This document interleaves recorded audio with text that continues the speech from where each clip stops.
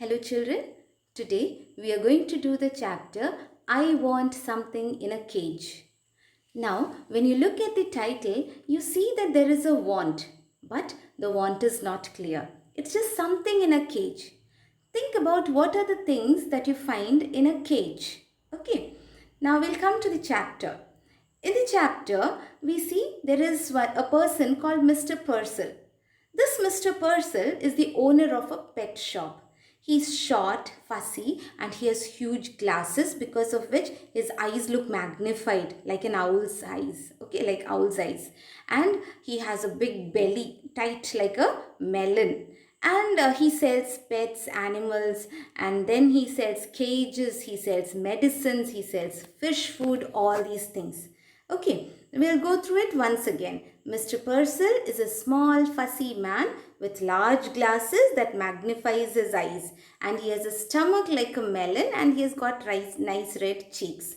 And in the pet shop, what does he sell? Animals and birds. He sells medicines for the pets, food for the pets, and also cages.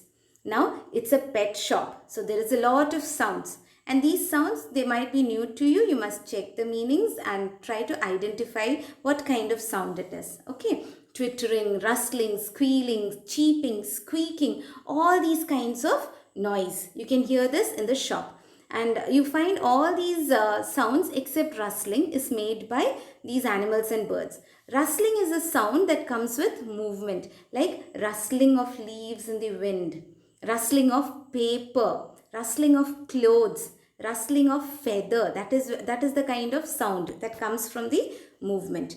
But Mr. Purcell does not realize that there is so much noise in his shop, because it's just like the ticking of the clock.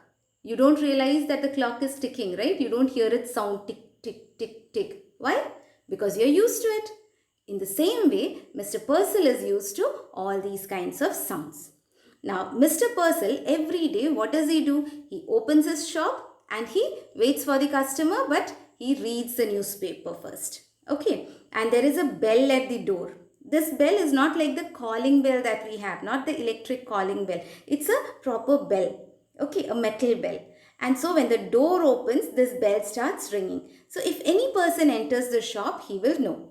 One day as he was reading, what does he do? He suddenly just raises his head and is startled.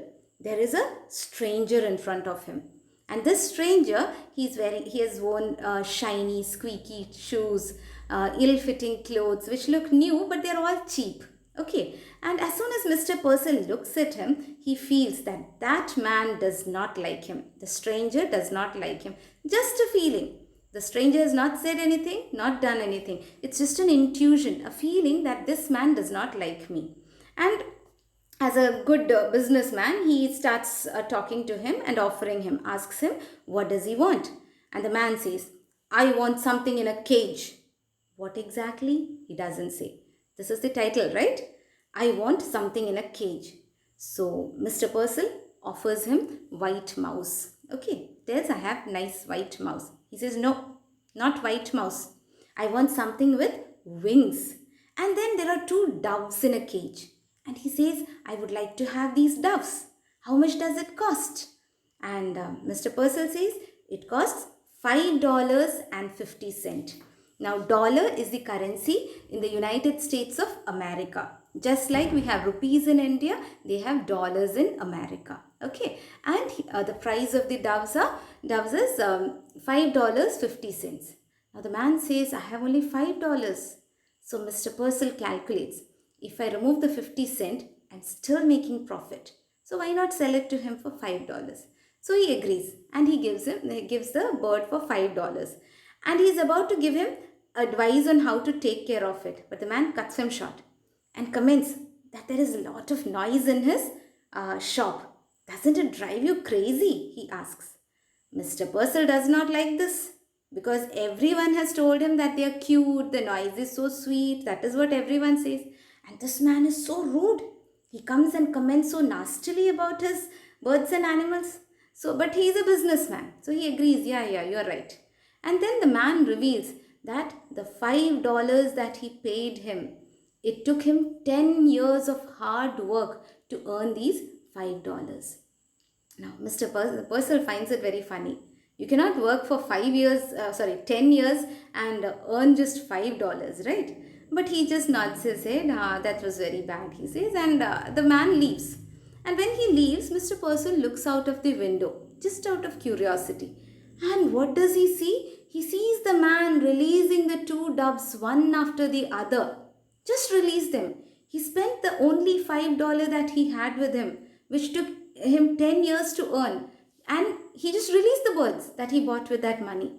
Now, what was the real reason? When you think about it, you'll understand. 10 years in prison. The stranger was in prison for 10 years. So 10 years of hard labor there. And when he was released, what was he given? He was given a cheap dress, new but cheap. $5, and he was told not to come back. Why not to come back? So don't come back to jail. You must lead a good life. But with just $5, he has to start life again. Now, we all, you all are children. Even we like it. But we all sometimes want pets at home, right? So what do your parents give you? They might give you a fish in a bowl, or you might want canaries, these lovebirds in cages, or even a parrot in a cage. And if they don't give you any of these things, you go to a zoo, where in a cage you see all these animals which you don't want to see face to face outside, right? Now they're all very interesting when you see them behind the cage. But what did the stranger realize? That just like I lost my freedom, these animals are also losing their freedom. He realized the value of freedom when he set the birds free. And that too with the money that was hard earned. Just 5 years, and that too 5 years of hard labor. So it tells about the value of freedom which the stranger understood, but Mr. Purcell did not. Thank you. And I hope you will read the textbook also after this. You may watch videos, you might read guides or anything, but there is no substitute to reading a book.